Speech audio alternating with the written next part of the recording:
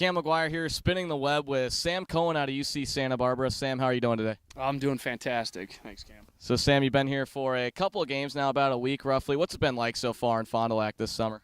I mean, it's been an unbelievable experience. This is my third time playing summer ball, and I think this is going to be the best summer yet. Talk about your third time playing summer ball. Last year you were in Alaska. That'd be a pretty cool experience. What was that like? Yeah, Alaska was a really cool place. The weather wasn't as nice as it is here, but it was for sure. It was a fun experience as well. So Anchorage, Alaska. What was the most interesting thing you saw out there? The most interesting thing has to be just like the wild moose just walking around like it's normal. Just these massive animals walking through like city blocks, just like, oh yeah, there's a moose. So I thought that was probably the most interesting thing up there. All right, Sam, you just finished your junior season with UC Santa Barbara. June 12th, 2016. You remember that day?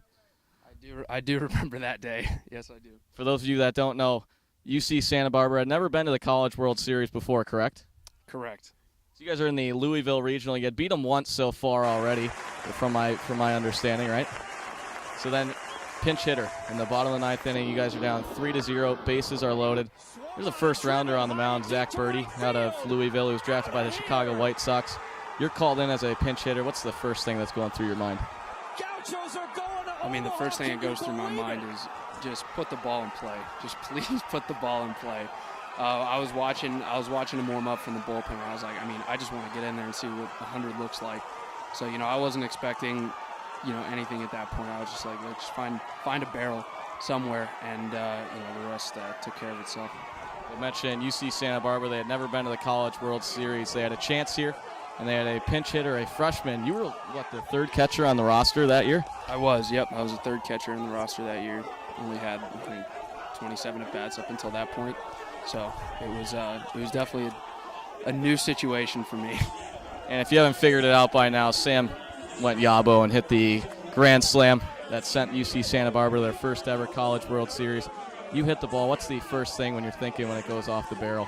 I mean, the first thing I thought, I was like, all right, cool. I didn't hit into a double play, so just run. I was just booking it out of the gate, and I looked up and I saw it kind of keep traveling, and I was just like, no way. I was like, no way that's going to keep going. And then I look at my first base coach, and he has his hands sticking out to give me a high five.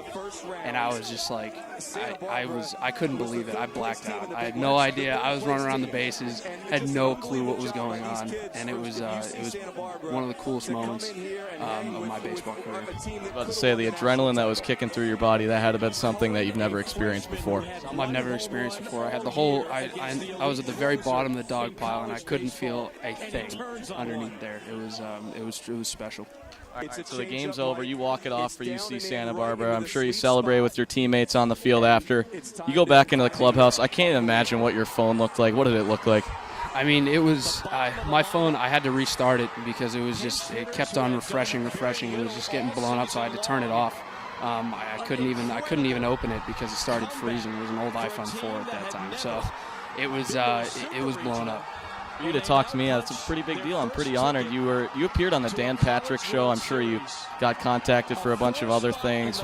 Did anyone else contact you, and what was the experience like on the Dan Patrick Show? I mean, I did know who Dan Patrick was. I didn't know he had a show. I've seen him in like Adam Sandler movies, and I knew he was a commentator, but I didn't know he had a show. So, I was, we were out celebrating, and, all of a sudden our communications guy texted me. He's like, hey, Dan Patrick wants to do an interview with you tomorrow morning. And I was like, no, he doesn't. Quit lying to me. And he was like, no, for real. He's like, you got to be ready at 10 o'clock. So, lo and behold, 10 a.m. the next morning, they call our hotel phone. And, I'm watching myself on the TV talk to Dan Patrick. So that was, it was nuts. I couldn't believe it.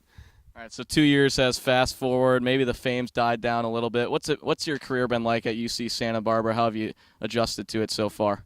I mean, that's the highest of high right there. You can't really, you can't expect that every day. So, you really have to focus on, the grind of baseball and, every day coming out and working really hard. So, it's been a grind at Santa Barbara, and I've loved every bit of it. My sophomore season after that, unfortunately it didn't go well for us.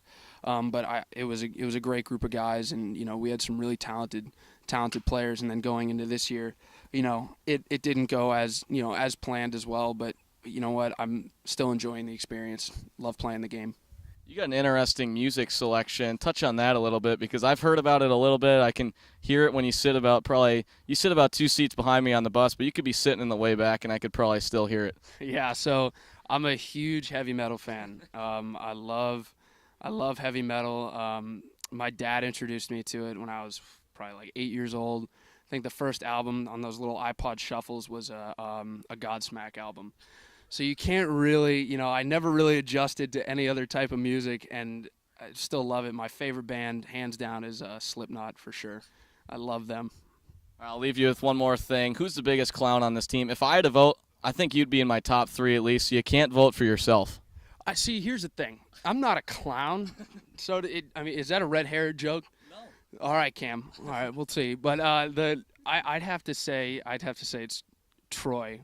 Probably. That kid he is something else. See, I like to play with a lot of energy and, fast pace and, loud, and I like to play loud, but, he's on a whole nother level. So I'd have to go with Troy. All right, Troy Black, he's been called out a number of times this season for biggest clown on the team. We'll call you the Energizer Bunny, and we'll go with that for the rest of the season. Sam, thanks so much for your time today. We look forward to having you the rest of the season. Thank you, Cam. Appreciate it.